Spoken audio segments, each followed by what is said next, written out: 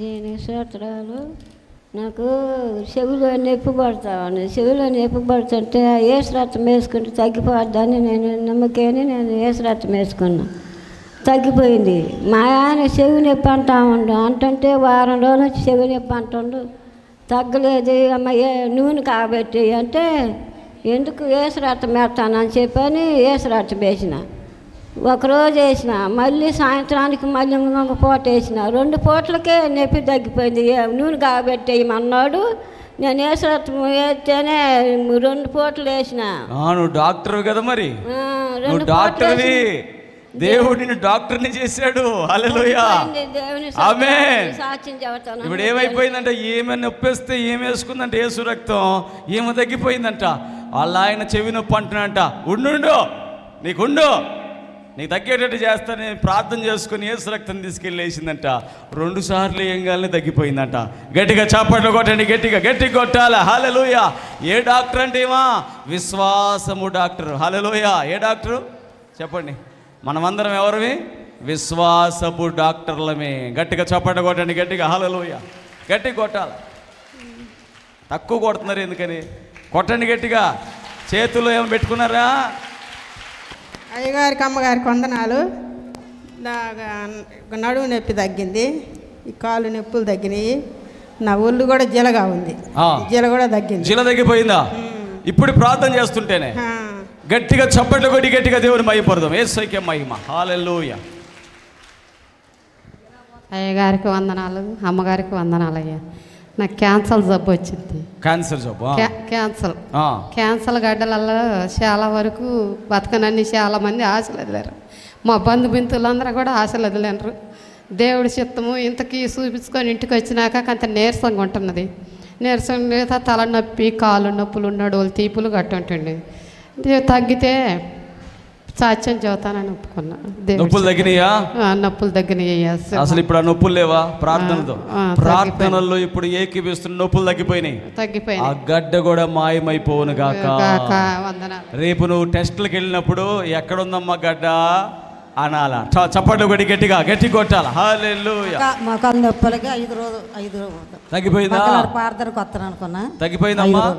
5 రోజులు తగ్గింది. ప్రార్థనల్లో నొప్పి తగ్గిపోయిందంటే తలనొప్పి. గట్టిగా చప్పట్లు కొట్టి గట్టిగా దేవుని మహిమపడదాం.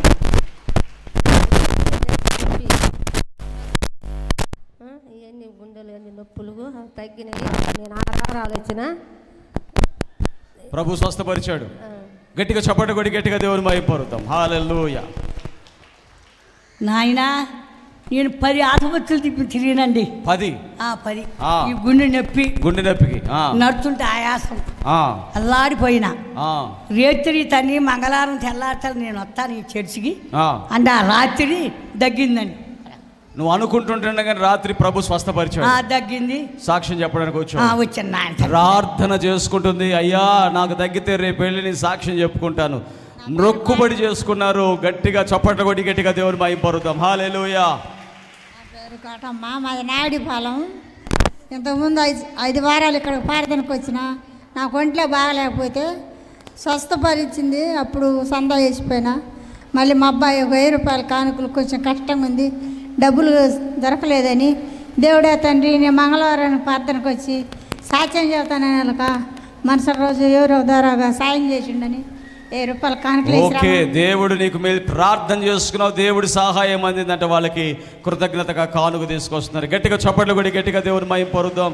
గట్టిగా కొట్టాలి. హల్లెలూయా. పాస్టర్ గారికి, పాస్టర్కి, వాళ్ళందరూ నా వందనాలు.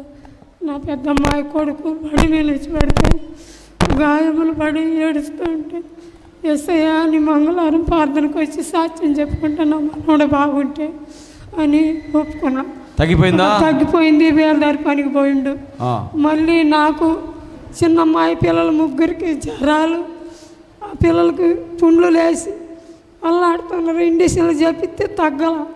ఎస్ఐయా నీ ప్రార్థనకు వచ్చి సాక్ష్యం చెప్పి నేను కానుక వేసుకుంటానన్నా. తగ్గిపోయినాయి. గట్టిగా చప్పట్లు గట్టి.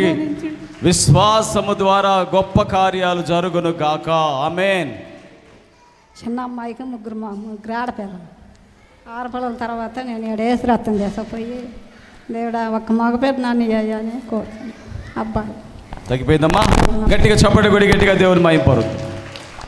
చిన్న ఆమె కూతురు బిడ్డకి కొడుకు బిడ్డకి ఇద్దరికి జ్వరం, యేసు రక్తం పూసిన తగ్గిపోయింది.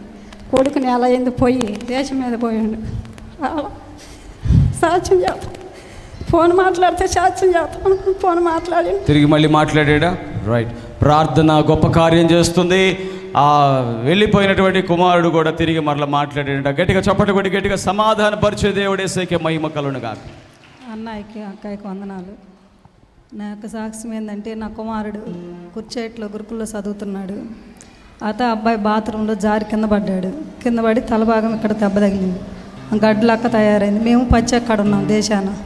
అమ్మ నేను కింద పడ్డానని ఫోన్ చేశాడు. తీసుకొని ఒంగోలు రాయి అని చెప్పి ఒంగోలు తీసుకెళ్ళిన తర్వాత డాక్టర్లు ఏమన్నారంటే అన్నీ చేసి, అమ్మ పిల్లోడికి తల అయితే ఏం కాలేదు, కానీ ఈ ముక్కుల్లో ఉన్న ఈ గొంతులో ఉన్న వాటిని ఆపరేషన్ చేయాలి, తొందరగా డబ్బులు తీసుకొని రండి లేకపోతే ప్రమాదం అన్నారు. కానీ నా కొడుక్కి మళ్ళీ ఇంటికి వచ్చిన తర్వాత నేను పచ్చాక వచ్చిన తర్వాత ప్రార్థనకి వెళ్ళి నా బిడ్డకు కానీ తగ్గితే నేను సాక్ష్యం చూతున్నాను ఒప్పుకున్నా.